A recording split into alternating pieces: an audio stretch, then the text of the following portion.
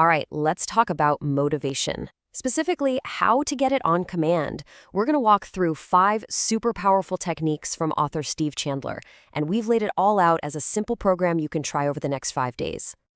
We've all been there, right? You've got stuff to do. You have these big goals, but you just can't. The drive is gone. You feel completely stuck just staring at a wall. So how do you break through that feeling and actually get moving? Well, here's the deal.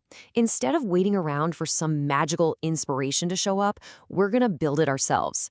Think of this as your personal 5-day challenge. Every day, you're going to try one simple but honestly pretty profound technique. The goal is to figure out which one really works for you. So let's kick things off with day 1. Monday's mission is to jumpstart your week with a major shift in your mindset. It's all about getting a brand new and, surprisingly powerful perspective on things. Okay, so check out this story about the author Anthony Burgess.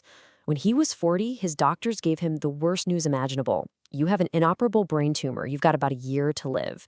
He was totally broke, worried about his wife, so he just started writing like a madman to leave her some money. In less than a year, he pumped out 5 books. But then the crazy part is he didn't die. Turns out it was a misdiagnosis. Burgess went on to live another 36 years and wrote over 70 books, including the famous A Clockwork Orange. That intensity never left him. And that's really the whole point here. Chandler says that when we try to ignore our own mortality, we actually make ourselves less motivated. But when we accept it, we get this weird, paradoxical jolt of life. Think about it. It's like playing a basketball game with no clock. If the game never ends, you're going to get sloppy. It's the final buzzer that makes every second count. So here's your exercise for Monday. When you wake up, just stay in bed for 1 extra minute. That's it. Close your eyes and really vividly imagine you're on your deathbed. Picture 3 people you love walking in to say goodbye. Really feel that emotion. And then open your eyes and realize you have today. You have this whole entire day. It's an incredibly powerful way to remember what a gift that is. On to day 2. Tuesday is all about taking back control. We're going to shift from blaming everything else to taking charge with one simple but game-changing mental flip. Now hold on, I know what you're thinking. That sounds kind of harsh, right? But saying I am the problem isn't about beating yourself up. Not at all. It's about immediately yanking your focus away from all the external things you can't control and putting it right back on the things you can control. Your attitude, your actions, your next move. And this sailboat analogy just nails it. The victim mindset is like cowering in the corner of the boat during a storm, just blaming the wind and the waves. But the problem solver mindset, that puts you at the helm. You grab the wheel, you adjust the sails, and you navigate through the storm because you've made yourself responsible for finding the solution. All right, we're at the halfway point. For day 3, we're going to get a little wild. This is all about unlocking some serious creativity by setting goals that feel completely impossible. So look at this number. Chandler tells this great story about his friend, a salesperson, who was totally stuck. His goal was $140,000 a month, but he kept hitting a wall at $100,000. So Chandler told him, forget $140,000. Your new goal is $200,000. And his friend was like, that's impossible. There's no way. But here's the magic. Setting that impossible goal completely broke him out of his old way of thinking.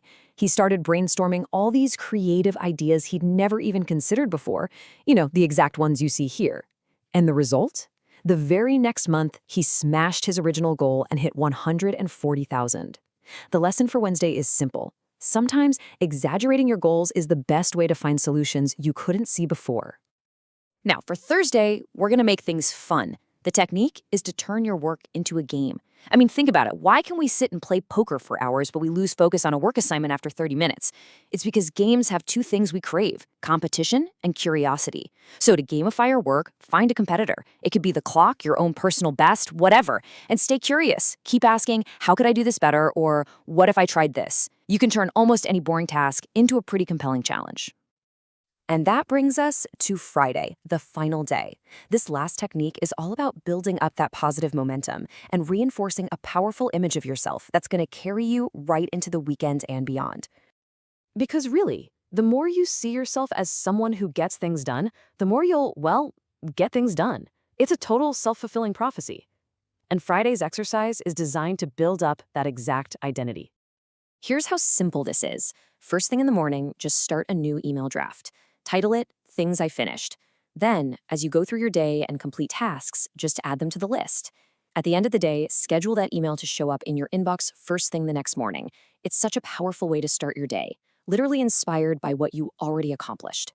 So there you have it, a full 5-day program to build motivation on your own terms.